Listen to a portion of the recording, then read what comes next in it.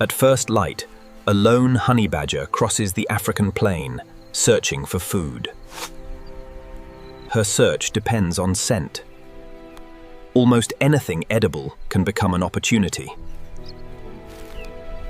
Then, above a rocky ridge, vultures begin circling. Their colony has revealed something below.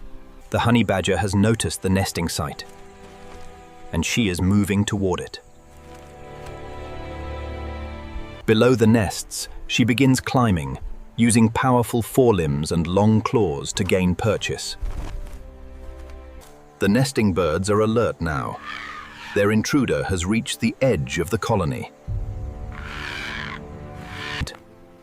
She ignores the wings above and searches the nest with her nose. The scent confirms it. The nest contains eggs, a concentrated, easily accessible source of energy. The vultures circle and call, but the honey badger keeps feeding. She has taken what she needs. Now she must leave before the colony becomes a greater danger. She disappears into the grass, leaving the angry colony behind. Her stomach is fuller, but the journey is not over.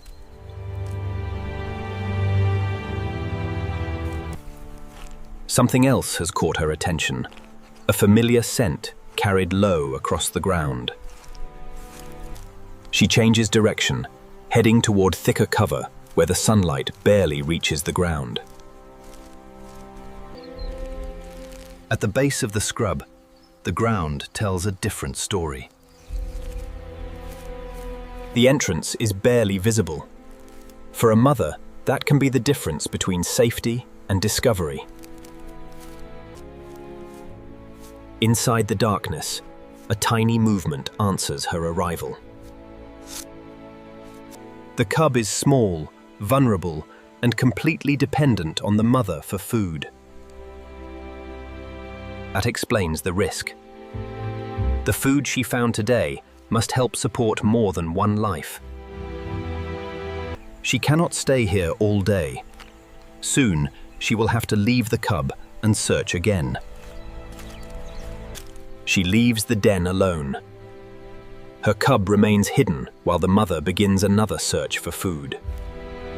Her route is never completely predictable. She follows scents, not roads. She investigates fresh marks in the soil. Something has been digging here recently. Her claws begin working. Digging is one of the honey badger's most useful ways to reach hidden food. A small animal suddenly bolts from the opening. The opportunity is gone. She does not waste energy chasing it. Another scent is already pulling her onward. Then she catches another scent, something larger, older, and already dead. Above the carcass, vultures descend. Wherever food appears, competition is never far away. The honey badger pauses. This time, she has something more important than food to consider. She walks away. For a mother, avoiding danger can be worth more than another meal. She heads back toward the den as evening begins to settle across the savanna. Within minutes, tiny channels appear, carrying water across the paths buffalo have used for months. She stops. The scent is unfamiliar, and she waits before moving closer. Across the grass, a vulture lands on a dead branch. It has simply followed the day's food trail. She ignores the bird and moves toward the den. Her attention is fixed on what lies underground. The entrance looks untouched, but inside, the cub has been waiting. The reunion is brief. Almost immediately, the mother begins checking the surrounding ground. Fresh tracks cross the entrance. Another animal has passed here recently. She listens. The cub remains silent behind her. Something is moving beyond the scrub. The mother steps forward, leaving the den behind her. The movement stops. For several seconds, neither predator reveals itself. A jackal emerges briefly, sniffing the same trail before disappearing into the grass. The jackal leaves, but its scent remains around the den. She checks the cub, then begins inspecting the den itself.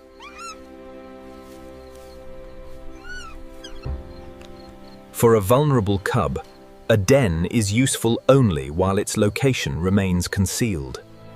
The mother has another option: move the cub.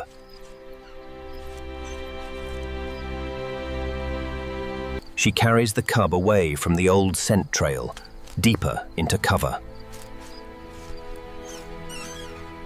Beneath a fallen tree, she finds another opening, smaller, darker, and harder to detect.